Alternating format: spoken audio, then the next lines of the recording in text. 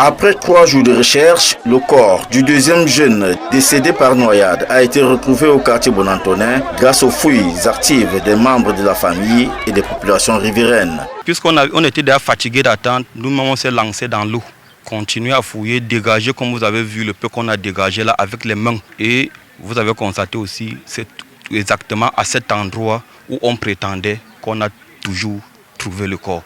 Dans cette vidéo amateur, tournée lundi, alors qu'il pleuvait des cordes, les 2 jeunes, âgés de 19 et 25 ans, se sont lancés. Un défi de natation, c'était sans compter la vitesse du courant. Lundi, 2 jeunes ont pris sur le pari d'être des super nageurs et ils sont tombés dans l'eau. Les 2 ont perdu la vie ce même jour.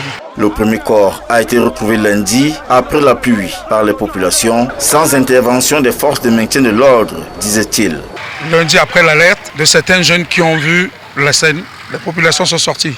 Et ce même jour, on a trouvé un corps. Hier, nous sommes passés ici de 8h à 17h. Nous avons fait chou blanc parce que toutes les populations étaient dehors à la recherche du deuxième corps. Et nous n'avons pas trouvé de corps. Et on retrouve le premier corps 3 heures de temps après, toujours par nous-mêmes. Dans cette colère, l'équipe de reportage Division 4 sur place pour la recherche du second corps a été violentée. N'eût été l'intervention des forces de maintien de l'ordre. Il ne souhaitait pas que la fouille du grain soit filmée par les médias.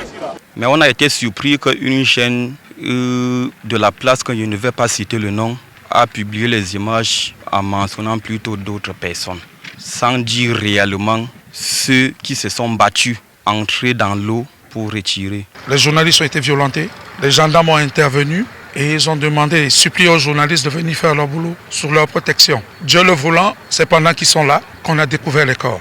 Les 2 jeunes étaient amis et vivaient dans la même chambre au quartier Bon-Antonin.